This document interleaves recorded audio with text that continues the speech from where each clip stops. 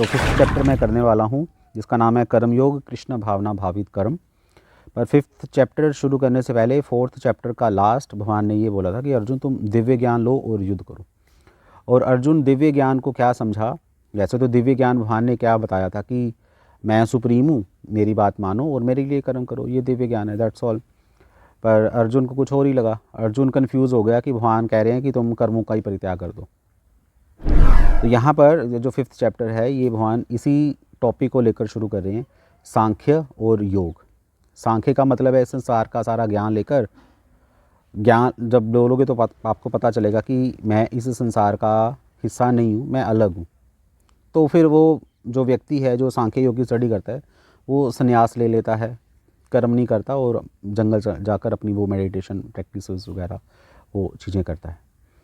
और दूसरा है योग। योग का अर्थ है भक्ति योग, जिसका कि वर्णन भगवान श्री कृष्ण ने पहले के अध्यायों में किया है, तीसरे और चौथे में। भगवान के लिए कर्म करना योग है। तो श्री कृष्ण कह रहे हैं कि तुम सांख्य और योग को मिक्स कर रहे हो। आपको लग रहा है कि ये दोनों अलग अलग हैं, पर नहीं, ऐसा नहीं है, दोनों एक ही हैं। सांख्य योग पृथक बाला, कि जो व्यक्ति सांख्य और योग को अलग अलग समझता है वो तो बच्चा है। भगवान ऐसा कह रहे हैं। बाला भगवान ने शब्द यूज़ किया कि वो उसको शायद अंडरस्टैंडिंग नहीं है, जबकि मेरे हिसाब से दोनों एक ही हैं। अब आप अगर समझना चाहते हो सांख्य और योग है क्या, एक सिंपल सी परिभाषा है कि सांख्य का मतलब है कि संसार को छोड़ना, वैराग्य का रास्ता है कि ठीक है संसार को छोड़ दो। और योग क्या है कि आप भगवान से जुड़ जाओ।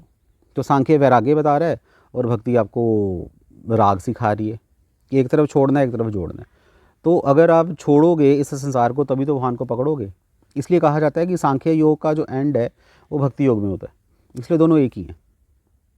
जहाँ सांख्य योग खत्म हो रहा है वहीं भक्ति योग शुरू हो रहा है। तो इसलिए श्री कृष्ण कह रहे हैं कि सांख्य और योग को तुम अलग अलग मत करो, दोनों एक ही हैं। नेक्स्ट सेक्शन है श्लोक संख्या 7 से लेकर 12 तक। इस सेक्शन में, इन श्लोकों में श्री कृष्ण दोबारा से निष्काम कर्म योग का वर्णन करते हैं। निष्काम कर्म योग हमें पता ही है, श्री कृष्ण के लिए कर्म करना। पर वहाँ इन श्लोकों में थोड़ा सा अलग तरीके से बता रहे हैं निष्काम कर्म योग है क्या। जैसे श्री कृष्ण कह रहे हैं कि श्लोक संख्या 7 में, जो भक्ति भाव से कर्म करता है, जो विशुद्ध आत्मा है और अपने मन तथा इंद्रियों को वश में रखता है, वह सबों का प्रिय होता है और सभी लोग उसे प्रिय होते हैं। ऐसा व्यक्ति कर्म करता हुआ भी कभी नहीं बनता। भक्ति भाव से कर्म करने वाला कभी भी कर्म बंधन में नहीं बनता। और एक अगर इस श्लोक को थोड़ा सा ध्यान से सोचोगे तो ये डायरेक्टली अकर्म की चर्चा कर रहे हैं श्री कृष्ण। दोबारा से वही चीज़ थीम हो रही है, सेम चीज़ें रिपीट हो रही हैं, क्योंकि तीसरे अध्याय का नाम कर्म योग है, चौथे अध्याय का नाम है दिव्य ज्ञान और पाँचवें अध्याय का नाम दोबारा से कर्म योग है। लेकिन अगर आप तीसरा अध्याय प्लस चौथा अध्याय पढ़ोगे तब आपको पाँचवां अध्याय समझ आएगा। या तीसरे चौथे अध्याय में जो भगवान ने समझाया है उसका समन्वय भगवान पाँचवें अध्याय में करें। इसलिए सेम आप अगर आप पढ़ोगे तो चौथा अध्याय भी नज़र आएगा और तीसरा अध्याय भी नज़र आएगा इस चैप्टर में। इसलिए भगवान श्री कृष्ण दोबारा से अकर्म का पॉइंट ला रहे हैं। और श्लोक संख्या 12 में श्री कृष्ण क्या कहते हैं कि युक्तः कर्म फलम त्यक्त्वा, कि कर्म के फलों को छोड़ दो तब जाकर तुम्हें शांति मिलेगी। अनुवाद में प्रभुपाद जी लिखते हैं, निश्चल भक्त शुद्ध शांति प्राप्त करता है क्योंकि वह समस्त कर्मफल मुझे अर्पित कर देता है। किंतु जो व्यक्ति भगवान से युक्त नहीं है और जो अपने श्रम का फल कामी है वह बंध जाता है। वह निष्काम कर्म योग की बात कर रहे हैं कि तुम भक्तिमय कर्म करो। बार बार इसी पॉइंट पर स्ट्रेस आ रहा है कि भक्तिमय कर्म करो, निष्काम कर्म करो, मेरे लिए कर्म करो, फल की इच्छा मत रखो, निरासक्त होकर कर्म करो। सब चीज़ें यही रिपीट हो रही हैं। इसलिए ये जो सेक्शन है 7 to 12 ये निष्काम कर्म योग के बारे में बता रहा है। उसके बाद 13 से 21 ये थोड़ा सा कॉम्प्लेक्स हो सकता है आप लोगों के लिए, क्योंकि इसमें श्री कृष्ण जीव, प्रकृति और परमात्मा तीनों की चर्चा करते हैं कर्ता के कॉन्टेक्स्ट में कि इन तीनों में से डूअर कौन है, करने वाला कौन है। क्योंकि तीसरे अध्याय में भगवान ने श्री कृष्ण ने ये बोला था कि अहंकार विमूढ़ आत्मा कर्ता अहम इति मन्यते, कि जो जीवात्मा अहंकार से भर जाती है उसको ये लगना शुरू हो जाता है कि मैं करता हूँ, पर वास्तव में प्रकृति करने वाली है। प्रकृति के 3 गुण ही ऐसा करते हैं। और इसी चैप्टर में श्री कृष्ण 9वें श्लोक में भी 5.9 में भी यही कह रहे हैं कि तुम अपने आप को सबसे अलग समझो। इंद्रियां अपना अपना विषय कर रही हैं, तुम अपना काम करो, लेकिन तुम अपनी सेवा करो। और इन श्लोकों में भी श्री कृष्ण समझा रहे हैं कि अर्जुन तुम अपने आप को कर्ता मत मानो, है ना, प्रकृति सब कुछ करती है। और फिर अर्जुन ने बड़े एक ट्रिकी सा प्रश्न पूछा कि भगवान अगर सब कुछ प्रकृति करती है या सब कुछ आप ही करते हो तो फिर कर्मों का फल भी आपको मिलना चाहिए।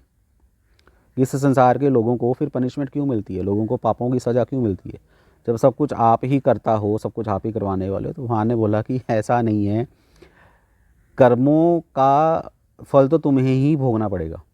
क्योंकि अगर तुम ये समझोगे कि मुझे कर्मों का फल मिले, तो नहीं, मैं नहीं कर्मों का, मैं तो अलग रहता हूँ। क्योंकि जैसे कमल का फूल पानी से अलग रहता है, वैसे ही इस संसार की रचना तो मैं करता हूँ, पर कर्मों का फल तो तुम्हें ही लगेगा। क्योंकि तुम अपनी इच्छा के लिए कर्म कर रहे हो, तुम इन्जॉय करना चाहते हो, मैंने तुम्हें फोर्स नहीं किया इन्जॉय करने के लिए, तुम अपनी ही फ्री विल से इन्जॉय करना चाहते हो। और अगर इस संसार में इन्जॉय करोगे तो तुम्हें पाप तो लगेगा ही लगेगा। तभी तो श्री कृष्ण भगवान नेक्स्ट सेक्शन जो कि श्लोक संख्या 22 में कह रहे हैं कि ये ही संस्पर्श जाब होगा दुख योन्या एवते। जैसे ही तुम इस प्रकृति का संग करोगे, जहाँ जैसे ही तुम इस प्रकृति का भोग करने की कोशिश करोगे, तो तुम्हें क्या लगेगा, दुख योन्या एवते, तो तुम्हें दुख मिलेगा। पाप करोगे तो दुख मिलेगा ही, क्योंकि ये प्रकृति एक्चुअली तुम्हारी है नहीं है, प्रकृति की रचना मैंने की है। और तुमने क्या करना है, कर्म योग करना है, निष्काम कर्म योग करना है कि इस प्रकृति को मेरी सेवा में लगाना है। This is the trick. ये श्री कृष्ण ट्रिक समझाने की कोशिश करते हैं इसी चैप्टर में। तभी तो भगवान श्री कृष्ण श्लोक संख्या 24, 25, 26 इन श्लोकों में क्या कह रहे हैं कि तुम अंतर्मुखी बनो, है ना, तुम अपने अंदर देखो, तुम आत्मा राम बनो, तुम आत्मा राम हो, तुम आत्मा हो। कहने का मतलब ये, तुम्हें इस प्रकृति से कुछ लेना देना नहीं है, तुम मेरे पास आओ, मेरी सेवा करो। इस प्रकृति का संग करना, ये इस प्रकृति का भोग करना छोड़ दो, यही तुम्हारे लिए अच्छा है, तभी तुम सुखी हो सकते हो। अगर तुम मेरी भक्ति करोगे तो अभी तुम सुखी हो सकते हो, कहने का मतलब ये। और फिर लास्ट में तभी तो श्री कृष्ण कह रहे हैं भोक्तारम यज्ञ तपसाम सर्वलोक महेश्वरम हृदम सर्वभूतानाम ज्ञात्वा माम शांति मृच्छति। कि तुम मुझे भोक्तारम, इस संसार में जितने भी भोगी लोग हैं या जितने भी लोग इस संसार में इंजॉय करना चाहते हैं, उन सबका स्वामी मैं हूँ। यज्ञ, सारे यज्ञ श्री कृष्ण के लिए है, सारी तपस्याएं जो कि सांख्य का रास्ता है, वो सारा कुछ कृष्ण के लिए। तो कृष्ण कह रहे हैं कर्म योग, कर्मकांड, सांख्य योग, ध्यान योग वगैरह जितने भी योग हैं, सबका स्वामी मैं हूँ। जिसको ये पता चल जाता है, ज्ञात्वा माम, ऐसा मुझे जान लेता है, शांति मृच्छति, उसको शांति मिलती है। अदरवाइज संसार में भोग करते करते, संसार का एंजॉयमेंट करते करते सिर्फ और सिर्फ क्लेश ही हमारे हाथ में लगता है। तो भगवान की प्राप्ति का एक ही तरीका है, कृष्ण भावना भावित होकर कर्म करना। तब जाकर आपको इस संसार में शांति मिल सकती है और उस संसार में भी शांति मिल सकती है, कृष्ण के पास जा सकते, तब मुक्ति मिलेगी, तब कर्म बंधन से छुटकारा मिलेगा, अदरवाइज छुटकारा नहीं मिलेगा। और भगवान ये 5th चैप्टर को ख़त्म करते करते उन्होंने थोड़ा सा ध्यान योग के बारे में बताया। वो ध्यान योग क्या है, अष्टांग योग क्या है, वो नेक्स्ट चैप्टर में डिस्कस करेंगे। हरे कृष्णा। श्रील प्रभुपाद की जय।